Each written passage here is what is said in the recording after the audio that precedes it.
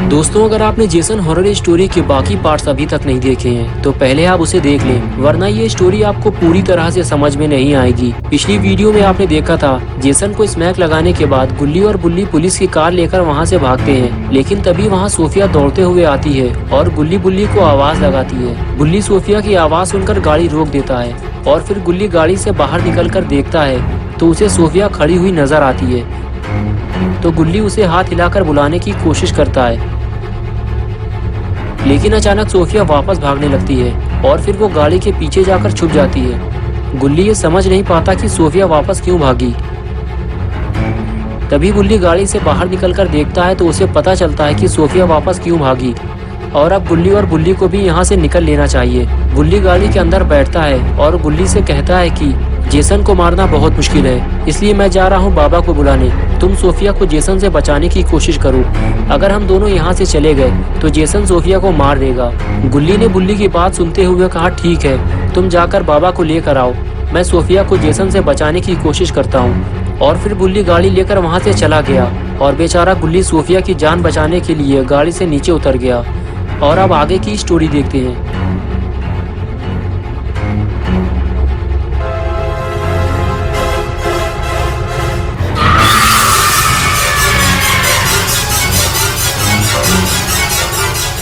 Jason जैसे ही गुल्ली की तरफ पलटा, गुल्ली छुपने की कोशिश करने लगा, लेकिन जेसन ने उसे देख लिया है और वो तलवार लेकर सीधे गुल्ली की तरफ आगे बढ़ता है।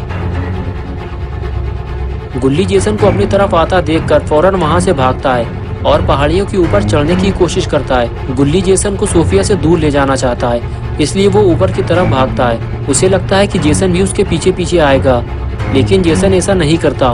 वो गुल्ली को छोड़कर सोफिया की तरफ मुड़ता है।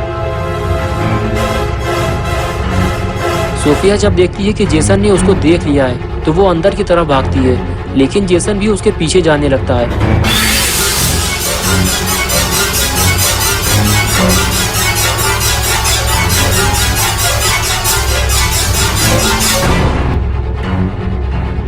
सोफिया को कुछ भी समझ में नहीं आता कि वो जाए भी तो कहाँ जाए। अगर वो ऐसे ही अकेले भागती रही तो ज्यादा देर तक जिंदा नहीं बचेगी, जेसन उसे मार देगा। और इधर ऊपर चढ़ने के बाद गुल्ली सोफिया को ऊपर आने के लिए कहता है। वो कहता है कि सोफिया तुम भी ऊपर आ जाओ, वरना जेसन तुम्हें मार देगा और मैं भी कुछ नहीं कर पाऊंगा। सोफिया गुल्ली की पूरी बात तो नहीं सुन पाती, लेकिन वो गुल्ली का इशारा समझ चुकी है कि वो उसे ऊपर बुला रहा है। लेकिन सोफिया डरी हुई भी है, उसे लग रहा है कि जेसन उसे पकड़ न ले। लेकिन जब उसे लगा कि जेसन वहाँ नहीं है तो वो सीधे गुल्ली की तरफ भागी। और जैसे ही गुल्ली ने देखा कि सोफिया उसकी तरफ आ रही है, वो उसकी हेल्प करने को तैयार हो गया और सोफिया का हाथ पकड़कर उसे ऊपर खींच लिया और कहने लगा, सुनो सोफिया, जब तक गुल्ली बाबा को लेकर यहाँ नहीं आ जाता तब तक हम ऊपर ही रहेंगे और ऊपर से ही जेसन पर नजर रखेंगे। इससे हमें पता चलता रहेगा कि जेसन कब कहाँ जा रहा है, और अगर वो ऊपर आता है तो हम उसे ऊपर आता हुआ देख सकेंगे और उसके ऊपर आने से पहले ही हम नीचे उतर जाएंगे और जैसे ही वो नीचे आएगा हम फिर से ऊपर आ जाएंगे। इसी तरह हमें ऊपर नीचे करते रहना होगा, बस हमारे पास यही एक रास्ता है, आओ मेरे पीछे। ये कहकर बुल्ली आगे चला गया और सोफिया भी उसके पीछे पीछे चली गई।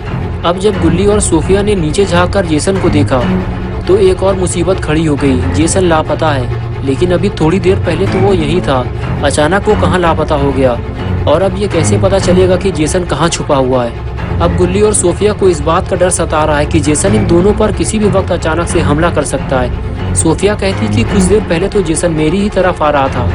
गुल्ली सोफिया से कहता है कि जेसन बहुत चालाक है, वो मौका पाकर कहीं छुप गया है और हम लोगों के लिए खतरा और भी ज्यादा बढ़ गया है, इसलिए हमें जल्दी कहीं छुपना होगा। हम पर कभी भी और कहीं से भी हमला हो सकता है। मुझे लगता है कि हमें ऊपर ही कहीं छुप जाना चाहिए। अगर तुम्हें भी ऐसा लगता है तो जल्दी आओ मेरे पीछे। और उसके बाद गुल्ली और सोफिया दोनों अंदर की तरफ भागते हैं और वहीं कहीं पे छुपने की जगह ढूंढने लगते हैं। और कुछ ही देर में उन्हें एक ऐसी जगह मिल जाती है जहां वो बैठकर टाइम पास कर सकते हैं और जेसन को भी आते जाते देख सकते हैं। लेकिन फिर भी गुल्ली और सोफिया डरे और घबराए हुए हैं। और फिर अचानक सोफिया ने इशारा करते हुए गुल्ली को कुछ दिखाया और कहने लगी कि मुझे ऐसा लगता है कि वहाँ पे कोई आया है, तुम जरा ध्यान से देखो, मुझे ऐसा लग रहा है कि वो जेसन है।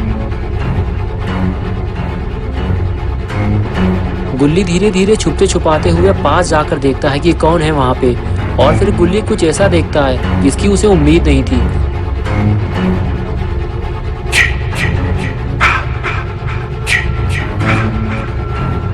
और फिर वो सोफिया के पास जाकर उसे बोलता है कि तुमने ठीक कहा था सोफिया, वो जेसन ही है। वो छुपकर हमें देख रहा था। इससे पहले कि वो हमारे पास आए हमें जल्दी नीचे उतरना चाहिए। ये कहकर गुल्ली और सोफिया दोनों वहाँ से फरार हो जाते हैं, लेकिन दोनों को नीचे जाते हुए जेसन ने देख लिया है।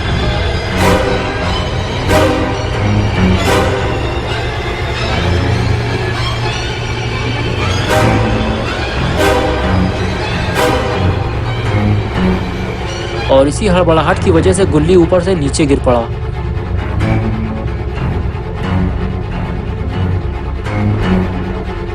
लेकिन अच्छी बात तो ये है कि गुल्ली को ज्यादा चोट नहीं आई और सोफिया ने जब गुल्ली को उठाया तो वो उठकर खड़ा हो गया और फिर दोनों जेसन से अपनी जान बचाकर वहां से भाग खड़े हुए।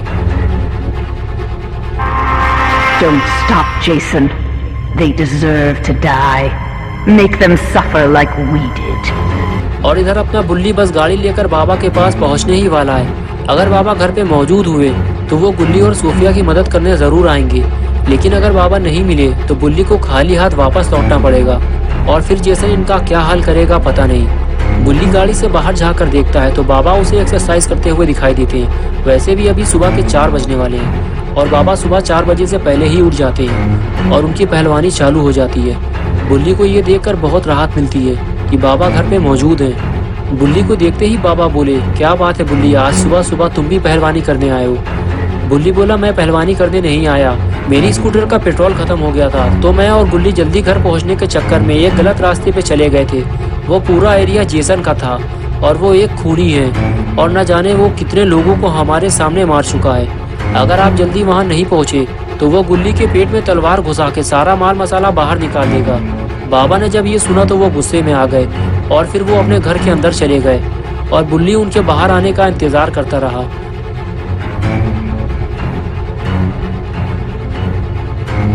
और फिर वो बाबा के बाहर आते ही मुस्कुराने लगा क्योंकि बाबा अपना जादुई हैमर साथ ले आए थे और अब ये हैमर इस्तेमाल होगा जेसन के ऊपर। और फिर बाबा बुल्ली के साथ गाड़ी की तरफ चल दिए। आगे बढ़ते हुए बाबा गाड़ी के ऊपर चढ़ गए और बुल्ली गाड़ी में बैठ गया और फिर बुल्ली बाबा को लेकर गुल्ली और सोफिया को बचाने चल दिया। लेकिन गुल्ली को अपनी स्पीड बढ़ानी होगी क्योंकि जेसन गुल्ली और सोफिया के पीछे पड़ गया है। कहीं ऐसा ना हो जब तक गुल्ली बाबा को लेकर वहां पहुंचे गुल्ली और सोफिया में से कोई मर चुका हो। और कुछ ही देर में गुल्ली अपने जंगली बाबा को लेकर वहां पहुंच गया, लेकिन बाबा को यहाँ कोई दिखाई नहीं दे रहा। बुल्ली आगे बढ़कर देखता है कि गुल्ली और सोफिया कहाँ हैं और यहाँ इतना सन्नाटा क्यों है और जेसन भी कहीं दिखाई नहीं दे रहा। वो रहा जेसन, वो है खूनी जेसन, ऐसा बुल्ली बाबा को हाथ दिखाते हुए बोला और कहने लगा जरूर उस घर में गुल्ली और सोफिया मौजूद हैं। तभी जेसन उस घर का दरवाजा तोड़ने की कोशिश कर रहा है।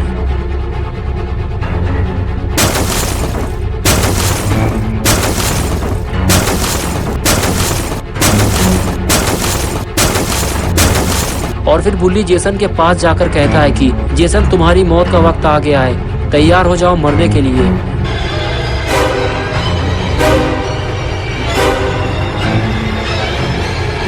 और जैसे ही जेसन बुल्ली की तरफ आता है बुल्ली वहां से भागता है और उसे बाबा के पास ले जाता है और बाबा जेसन के पास आने का इंतजार करते हैं और फिर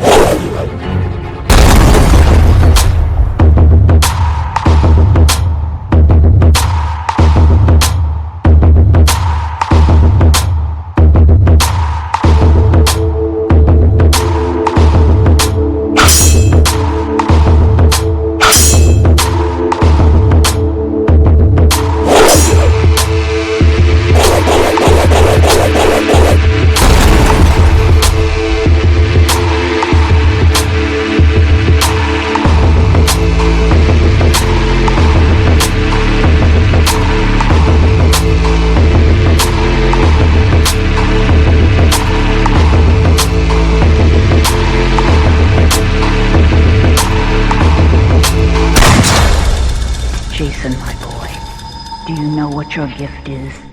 No matter what they do to you, you cannot die. You can never die. अरे ये क्या, इतना मार खाने के बाद भी जेसन उठ गया। अब ये पीछे से बाबा पे हमला करेगा। लेकिन तभी गुल्ली ने चिल्लाते हुए बाबा को बताया जेसन पीछे से हमला करने वाला है। और बस फिर क्या था, बज गई जेसन की घंटी।